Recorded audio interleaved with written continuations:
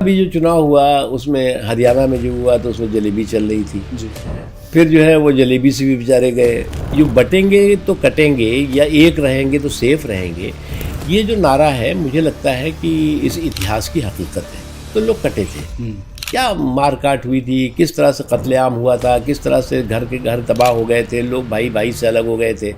चाहे वो सामंती सुल्तान हो या समाजवादी टीपू। जी। समाजवादी टीपू और सामंती सुल्तान दोनों को ये समझना चाहिए कि आज जो है वो सांप्रदायिक ध्रुवीकरण के छल से समावेशी सशक्तिकरण के बल को आप हरा नहीं सकते। एमवाई फैक्टर मतलब एक समय था, एमवाई फैक्टर का मतलब था कि सांप्रदायिक संकीर्ण सांप्रदायिकता का फैक्टर माना जाता था। आज जो है एमवाई फैक्टर जो है वो मोदी और योगी का फैक्टर है। दूसरी चीज़ ये कि पूरी पार्टी उनके साथ है, खुद नरेंद्र मोदी जी का उनके प्रति विश्वास भी है, आशीर्वाद भी है। तो खास करके महाराष्ट्र, यूपी, झारखंड में जब चुनाव हो रहे थे तो नारा दिया गया बटेंगे तो कटेंगे। सर, इस नारे को आप कैसे देखते? देखो, अभी जो चुनाव हुआ उसमें हरियाणा में जो हुआ तो उसमें जलेबी चल रही थी जी। फिर जो है वो जलेबी से भी बेचारे गए। फिर महाराष्ट्र में बड़ा पाव से भी जो है वो गायब हो गया। अब दिल्ली में भी छोला भटूरा भी चला जाएगा उनके हाथ से। तो मुझे ये लग रहा है कि जो बटेंगे तो कटेंगे या एक रहेंगे तो सेफ रहेंगे, ये जो नारा है मुझे लगता है कि इस इतिहास की हकीकत है। जी। जिस वक्त जो है वो हम 1947 के पहले की स्थिति और बाद की स्थिति देखें तो उस वक्त जो है वो देश जब बटा था तो लोग कटे थे, क्या मारकाट हुई थी, किस तरह से कत्लेआम हुआ था, किस तरह से घर के घर तबाह हो गए थे, लोग भाई भाई से अलग हो गए थे। तो बटेंगे तो कटेंगे और एक रहेंगे तो सेफ रहेंगे, ये पीएम मोदी जी ने कहा। तो योगी जी ने अगर बटेंगे तो कटेंगे की चेतावनी दी, तो मोदी जी ने जो है एक रहेंगे तो सेफ रहेगा का संकल्प जो है वो लोगों को दिलवाया। लेकिन सर, ये जो उनके राजनीतिक विरोधी हैं वो तो ये कह रहे हैं कि बटेंगे तो कटेंगे समाज को तोड़ने वाला एक नारा है, जो कि उनके मतलब इसके ही बिल्कुल अगेंस्ट में जो अखिलेश जी ने जो नारा दिया कि एक हैं तो सेफ हैं, मतलब ये तो पीएम मोदी ने दिया, लेकिन ये कहा गया कि ये बटेंगे तो कटेंगे ये समाज को तोड़ने वाला। देखिए, एक चीज़ मैं बता दूं, चाहे वो सामंती सुल्तान हो या समाजवादी टीपू। जी।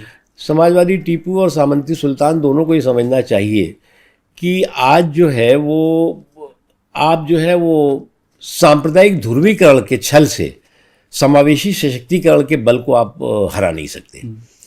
अब दिक्कत क्या हुई है कि आज जो है वो एक सांप्रदायिक ध्रुवीकरण के छल का जो रिवाज था वो रिवाज जो है वो बहुत वर्षों चला, लेकिन आज जो लोगों का मिजाज बदला है और उस बदले हुए मिजाज को आपको स्वीकार भी करना होगा और समझना भी होगा। तो उन्होंने ये नारा, मैं भूल गया था उस वक्त, जुड़ेंगे तो जीतेंगे का दिया था।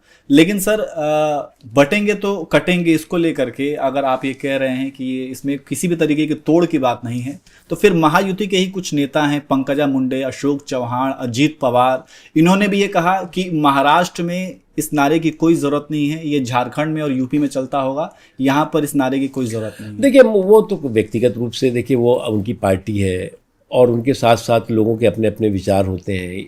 हमारी डेमोक्रेसी इसीलिए तो सबसे बड़ी और सबसे अच्छी वाइब्रेंट डेमोक्रेसी है जी।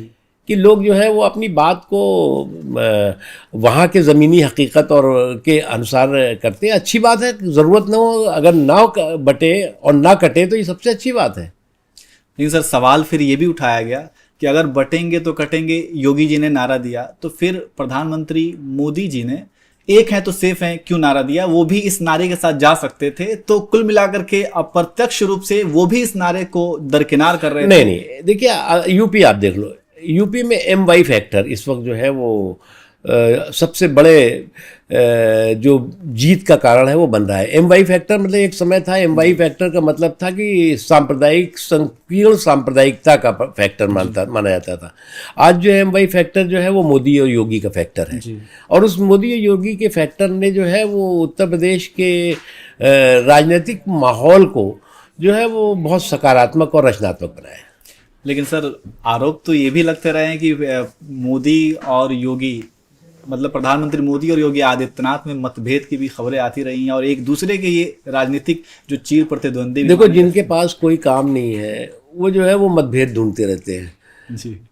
योगी जी ये बात सही है, योगी जी जो है वो एक ग्राउंड लीडर है, जी ज़मीन से जुड़े हुए नेता हैं।